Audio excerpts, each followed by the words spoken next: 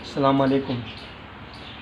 DC साहब, DPO साहब, टंडोयार के जितने भी आला हुकाम हैं उनसे हमारी पुरजोर अपील है, दरख्वास्त भी है, बराए मेहरबानी हमारे कारोबार खुले जाएँ। पूरा ओवरऑल सिंध मेरे जितने भी रिश्तेदार हैं, मैं खुद कायम खानी बरादरी से हूँ। मदीना गिफ्ट सेंटर, मदीना कराकोल स्टोर, मदीना क्लॉथ स्टोर, हम भाइयों की दुकानें सबकी बंद हुई पड़ी, सब परेशान लगे पड़े।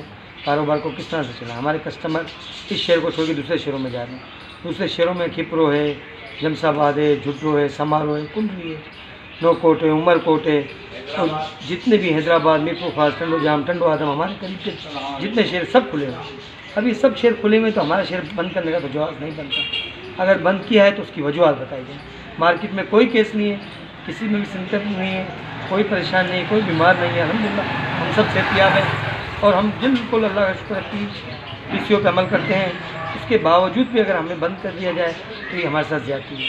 बराए मेहरबानी ये हमारे साथ ज़्यादती ना की जाए और ये दुकानें जल्द अज जल्द खोली जाए। अस्सलाम वालेकुम।